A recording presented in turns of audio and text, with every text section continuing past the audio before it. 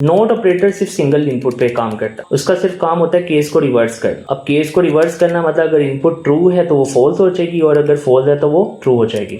अब मैं सिंपली इसको क्या कर दूंगा, प्रिंट, और इसके अंदर मुझे पास करना है बेसिकली नोट।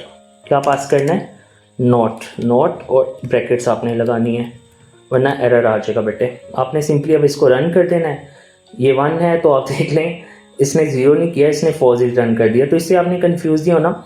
1 है तो आपको पता है ट्रू है तो वो फॉल्स होगी। अब मैं 0 करता हूँ। Welcome to Computer with Salman. I am Salman Ahmed, a young passionate programmer and a computer science teacher. Let's learn, build and grow together. अस्सलामुअलैकुम dear students and welcome back to another video. अच्छा बेटा, जैसे कि आप जानते हैं कि last video में बच्चे हमने डिस्कस किया था असाइनमेंट ऑपरेटर के बारे में। बेटा आज के लेक्चर में हम डिस्कस करेंगे बेसिकली लॉजिकल ऑपरेटर्स के बारे में, और ये हमारा लास्ट टॉपिक है। कोडिंग के लिहाज से या प्रैक्टिकल के लिहाज से ये लास्ट टॉपिक है। उसके बाद ये छोटा सा टॉपिक है जो इसी लेक्चर में बच्चे क्लियर हो जाएगा। तो बेटा सबसे पहले लॉजिकल ऑपरेटर्स को देखते हैं, ये बेसिकली है। तो बेटा लॉजिकल ऑपरेटर्स को भी आप इन अ सेंस कंपैरिजन ऑपरेटर कह सकते हैं, क्योंकि बेटा ये भी 2 या 2 से ज्यादा वैल्यूज या इनपुट को कंपेयर करते हैं और फिर आंसर हमें बताते हैं या तो ट्रू में या फिर बेटे फॉल्स में। अब देखते हैं बेसिकली हमारे पास इसकी 3 टाइप्स होती हैं, एक है एंड, एक है और एक है नॉट। बेटा 1 बाय 1 इसको परफॉर्म करते हैं। तो लेट्स सपोज यहाँ पर बच्चे मैं ले रहा हूँ एक इनपुट 1 और इनपुट 1 में मैंने स्टोर कर लिया ट्रू। जैसे मैंने बेटे आपसे स्टार्ट में कहा था ये 2 या 2 से ज्यादा इनपुट को आपस में कंपेयर करेगा और आंसर बताएगा या तो ट्रू में या फिर बेटे फॉल्स में। तो ये ट्रू है। दूसरा भी लेट्स से मैं इसमें भी स्टोर कर लेता हूँ ट्रू। अब मैं एक वेरिएबल ले लिया रिजल्ट और अब मैं ले रहा हूँ इनपुट 1 एंड इनपुट 2। आपने फिजिक्स में भी बेटा ये कभी टॉपिक पढ़ा होगा जिसमें ऑपरेटर्स आ जाते हैं, लॉजिकल ऑपरेटर एंड, नॉट, और। अच्छा बेटा एंड हो या और हो, इसमें मिनिमम 2 इनपुट्स का होना जरूरी, क्योंकि ये एक इनपुट के साथ काम नहीं करता। बेटे ये आपने याद रखना है, इसमें मिनिमम 2 इनपुट हो सकती है, मैक्सिमम आप जितनी मर्जी कर लें।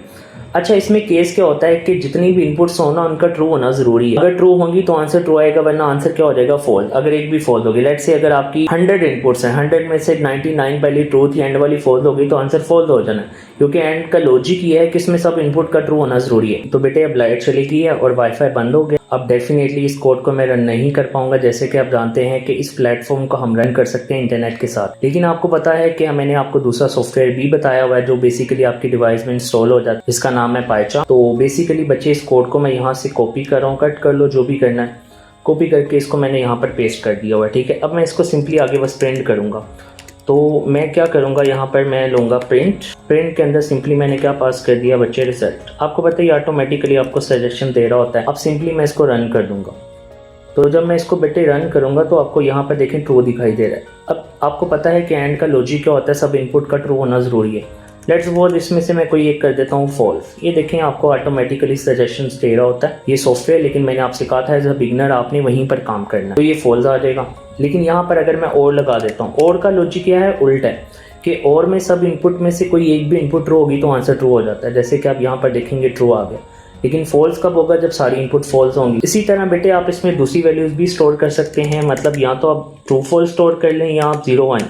0 का मतलब है फॉल्स, 1 का मतलब है ट्रू। अब मैं इसको दोबारा रन करूंगा तो ये मुझे फॉल्स रिटर्न करेगा या 0 रिटर्न करेगा, आप कह सकते हैं, क्योंकि 0 क्या होता है, 0 होता है। मैं भी बेटा आप इस कोड को यहाँ पर लिखें तो ये आपको फॉल्स रिटर्न करे, तो इससे कंफ्यूज नहीं होना, फॉल्स का मतलब 0 ही होता है। अब सिंपली अगर मैं यहाँ पर 1 कर देता हूँ, यहाँ पर भी 1 कर देता हूँ, तो ये मुझे ओबियसली 1 रिटर्न करेगा और 1 का मतलब होता है ट्रू, ये आप देख सकते हैं। अच्छा बेटे अब हम परफॉर्म करते हैं, हमारा लास्ट रह गया और उसका नाम है नोट ऑपरेटर।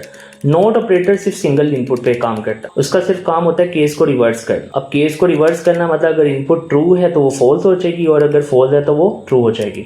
अब मैं सिंपली इसको क्या कर दूंगा, प्रिंट, और इसके अंदर मुझे पास करना है बेसिकली नोट।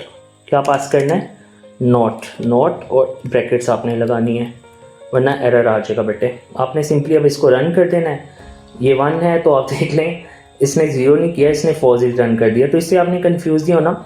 1 है तो आपको पता है ट्रू है तो वो फॉल्स होगी। अब मैं 0 करता हूँ। अच्छा बच्चों, फर्दर मूव करने से पहले आपसे छोटी सी रिक्वेस्ट है, इस वीडियो को लाइक करें, शेयर करें और इस चैनल को सब्सक्राइब करें। तो अब मुझे ये रिटर्न डेफिनेटली करेगा ट्रू, तो आप देख सकते हैं। तो बेटा ये होता है नोट का काम, वो केस को रिवर्स कर देता है, मतलब आपकी इनपुट को रिवर्स कर देता है। सो बेटा उसके बाद हमारे पास एक छोटा सा टॉपिक है, जैसे मैंने कहा था हमने यहीं पर उसको क्लियर करना है, ऑपरेटर प्रीसीडेंस। अब प्रीसीडेंस बेटा प्रायोरिटी को शो करता है। किसको शो करता है? प्रायोरिटी को। इसका बेटे मतलब ये है कि अगर सारे ऑपरेटर कंबाइन हो जाएं तो कौन सा ऑपरेटर पहले चलेगा, ऑर्डर बेसिकली कौन सा ऑपरेटर पहले चलेगा उसको हम कहते हैं ऑपरेटर प्रीसीडेंस। जैसे कि आपको पता है नॉर्मल अगर आप मैथ में भी फॉलो करें ना तो सबसे पहले हम ब्रैकेट्स को सोल्व करते हैं, देन हम दूसरे ऑपरेशंस परफॉर्म करते हैं। सिमिलरली बेटे यहाँ पर यही कॉन्सेप्ट, अगर मैं आपसे कहूँ आपको एक रूल का पता है डीमैस।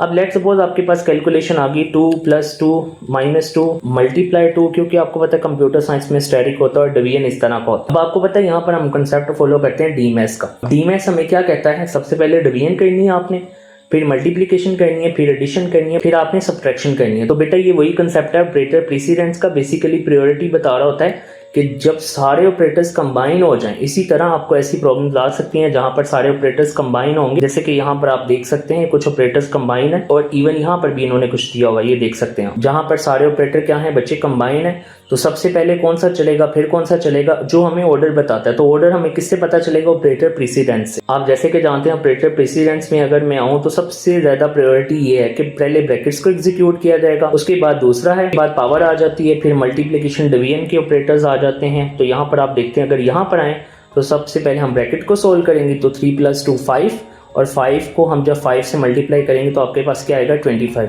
तो इसका मतलब ये है कि बेटे इनको आपने सोल्व करना है अकॉर्डिंग टू ऑपरेटर प्रीसीडेंस, आपने इसको फॉलो करना है, फिर ये सोल्व होंगे, वरना बेटे इनके आंसर रॉन्ग आए। तो आपने इसको क्लियर कर लेना है। अगर आप नहीं भी करेंगे तो that is not a big issue, क्योंकि इतना इंपॉर्टेंट नहीं है इसमें। आप डेफिनेशन करें दैट्स इट, और आपको कंसेप्ट पता चल गया, इनफ है। इसका कोई कोड करने की जरूरत नहीं है, लेकिन आपने इसकी डेफिनेशन करनी है, और इसकी डेफिनेशन बच्चे आपने करनी है यहाँ तक, इन एन एक्सप्रेशन काफ़ी है। और उसके बाद लॉजिकल ऑपरेटर्स की आप डेफिनेशन पूरी करेंगे, इसमें कमी पेशी नहीं है। यहाँ पर लिखा हुआ है बेसिकली अगर आप देखें बुलियन वैल्यूज, ये वही बुलियन वैल्यूज की बात कर रहा है, 0 1 ट्रू फॉल्स येस नो, ये सारी बुलियन वैल्यूज होती हैं, इनसे कंफ्यूज नहीं होना।